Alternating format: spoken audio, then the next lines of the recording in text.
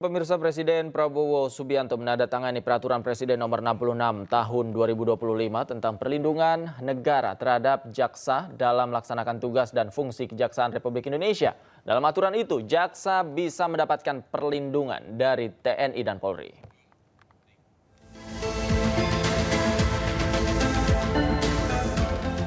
Presiden Prabowo Subianto bersama Mensesnek Prasetyo Hadi telah menandatangani Perpres 66 tahun 2025 tentang perlindungan negara terhadap jaksa dalam melaksanakan tugas dan fungsi Kejaksaan RI pada 21 Mei 2025. Pada Perpres 66 tahun 2025 tersebut menyebutkan bahwa jaksa dalam melaksanakan tugas dan fungsi harus bebas dari ancaman, intimidasi, dan tekanan dari pihak manapun. Lebih lanjut, dalam pasal 6 Perpres 66 tahun 2025 mengatur 6 jenis perlindungan yang akan didapatkan jaksa.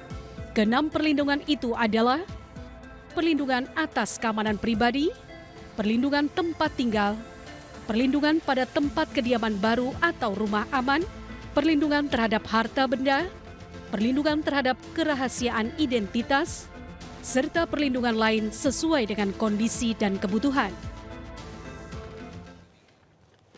Kepala Komunikasi Kepresidenan Hasan Nasbi menyebut bahwa Perpres 66 tahun 2025 merupakan bentuk perlindungan negara terhadap para jaksa, terutama jaksa-jaksa yang menangani kasus yang berat. Ia menyebut perlindungan terhadap jaksa dan keluarganya diberikan oleh kepolisian, sementara perlindungan institusi termasuk di dalamnya penjagaan kejaksaan akan dilakukan oleh TNI. Kita pun sudah dapat Perpres nomor 66 tahun 2025. Isinya itu adalah perlindungan negara terhadap jaksa. Jadi kalau untuk pribadi-pribadi jaksa, keluarga jaksa, itu perlindungannya dimintakan ke kepolisian. Kalau untuk institusi menjaga kejaksaan dan mendampingi kejaksaan ketika melakukan tugas di lapangan, itu dimintakan kepada TNI.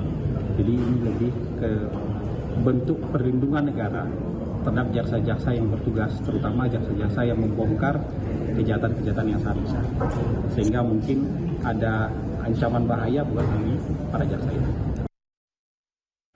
Pasca sejumlah kasus besar ditangani kejaksaan, muncul kekhawatiran ancaman terhadap keselamatan jaksa. TNI dan Polri disebut beri pengawalan. Lalu seberapa serius ancaman itu dan sejauh mana peran aparat dalam menjaminnya? Untuk membahasnya lebih lanjut kami sudah terhubung dengan anggota Komisi 3 DPR RI, Bang Nasir Jamil, dan pengamat militer Hairul Fahmi. Selamat malam Bang Jamil. Bang Fahmi, ya, apa kabar? Selamat malam Davi. Assalamualaikum warahmatullahi wabarakatuh. Waalaikumsalam. Saya ke Bang Jamil terlebih dahulu. Bang Jamil, tanggapan Anda terhadap Perpres ini?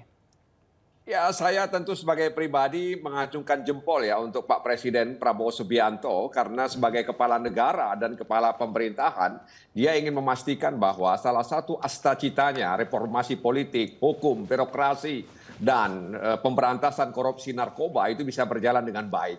Dan kita sadar bahwa sebagai aparat penegak hukum, kejaksaan hari ini sedang menyelidiki, mengusut, memberantas kasus-kasus korupsi dalam kategori ikan besar. Dan kita tahu bahwa kejaksaan hari ini ditugaskan oleh kepala negara, kepala pemerintahan Pak Prabowo Subianto menjadi kepala Satgas, ya, ketua Satgas penertiban kawasan hutan.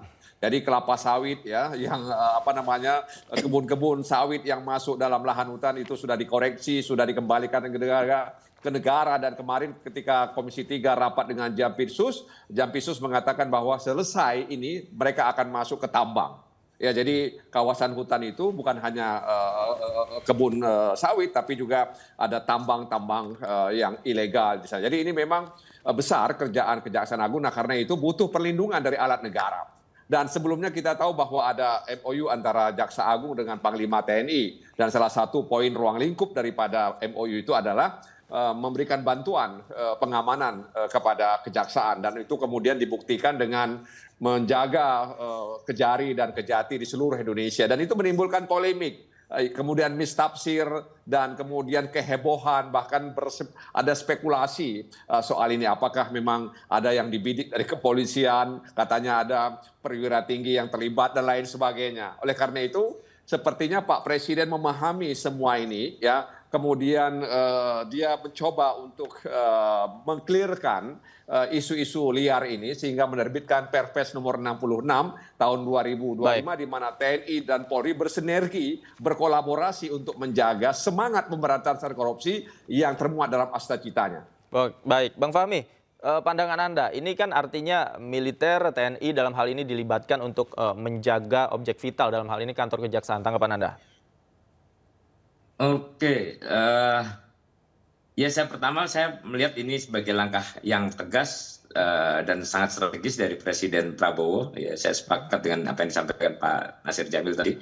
Perpres ini hadir bukan hanya untuk memberikan perlindungan terhadap jaksa dalam menjalankan tugas, tapi juga mengakhiri kegaduhan yang sempat muncul kemarin ya akibat penempatan personil TNI yang sebelumnya ya menurut publik alas hukumnya lemah ya, hanya berbasis nota kesepahaman. Nah, dengan Perpres ini kan negara kemudian memberikan kepastian hukum ya atas peran institusi keamanan mendukung tugas kejaksaan. Nah, ini yang penting saya kira digarisbawahi karena perlindungan terhadap jaksa ini bukan hanya soal keamanan personal kemudian ya, tapi juga menyangkut kepercayaan publik terhadap keberanian dan independensi penegakan hukum ya. Jadi dari sisi itu saya kira Perpres ini punya bobot politik, punya bobot administratif yang sangat penting. Nah, terkait dengan berbagai kritik atau spekulasi yang muncul kemarin yang banyak menyasar terutama soal kejelasan dasar hukum, potensi tumpang tindih kewenangan dan lain sebagainya ya. Nah, saya kira lewat Perpres ini Presiden justru mengambil alih kemudian melembagakan langkah ini dalam kerangka hukum yang sah ya. Jadi ini bukan improvisasi kelembagaan lagi, tapi kebijakan negara yang terukur menurut saya. Kemudian yang menarik, ya Perpres ini juga kan masih menunjukkan sensitivitas Presiden terhadap isu supremasi sipil ya. Pelibatan TNI saya kira tetap ditempatkan sebagai bentuk dukungan terbatas gitu ya, bukan dominasi. Nah ini kan masih konsisten dengan prinsip konstitusi dan saya kira bisa menjadi contoh ya bagaimana kemudian sinergi antar lembaga bisa dibangun tanpa melanggar batas peran masing-masing. Nah, kalau soal netralitas, profesionalisme TNI, ya saya kira justru dengan Perpres ini bisa jadi peluang gitu ya untuk menunjukkan bahwa TNI mampu menjalankan tugas di luar peran tempurnya tetap secara profesional, tetap dalam kerangka supremasi sipil dan kuncinya tentu ada pada rambu-rambu pelaksanaan nantinya. Gitu ya. Oke, saya ke Bang Jamil. Bang Jamil, ini kan yang menjadi sorotan pelibatan militer atau TNI yang sebenarnya, ini koreksi kalau saya salah ya, tupoksi utamanya adalah pertahanan, kemudian dilibatkan untuk mengamankan objek vital, dalam hal ini sipil. Kemudian dari pengalaman Anda selama RDP, ancaman seperti apa? Bagaimana menakar ancaman itu sehingga membutuhkan militer untuk menjaganya? Ya, sebenarnya ini kan ingin menunjukkan kekompakan, keterpaduan ya aparat negara dalam mengamankan kebijakan negara. Jadi ancaman itu pasti ada ya. Saya pikir secara tersirat kemarin Jampinsus juga menyampaikan hal itu, tapi kan tentu dia tidak mau buka-bukaan soal ancaman itu.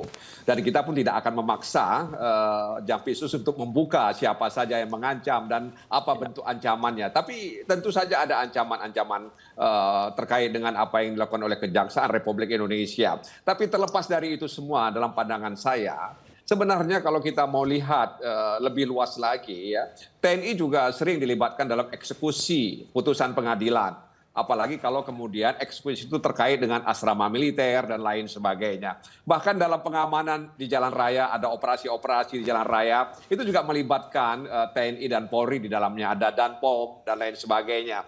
Dan jadi kalau kita konsisten dengan kata pertahanan, ya tentu nggak ada yang namanya pas pampres. Pas pampres itu kan pasukan pengamanan presiden. Jadi sebenarnya ya dalam konteks Indonesia hari ini, ya TNI juga bisa dilibatkan dalam hal-hal tertentu seperti kata Pak Khairul Fahmi tadi bahwa tetap mengedepankan supremasi sipil, membantu ya tegaknya supremasi sipil dalam konteks penegakan penindakan kasus-kasus korupsi. Oke, baik. Saya ke Bang Fahmi. Jadi masyarakat tidak perlu khawatir ya ada katakanlah stigma difungsi ABRI dan lain sebagainya.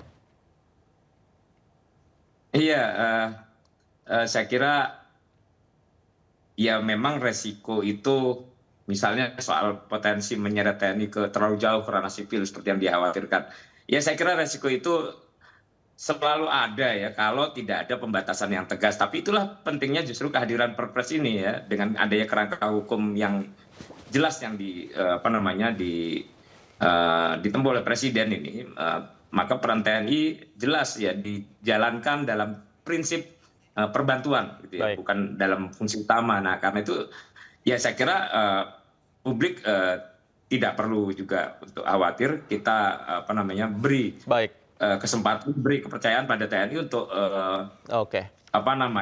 menjalankan tugasnya dan menunjukkan bahwa mereka paham mandat konstitusionalnya dan tidak akan melampaui batas itu.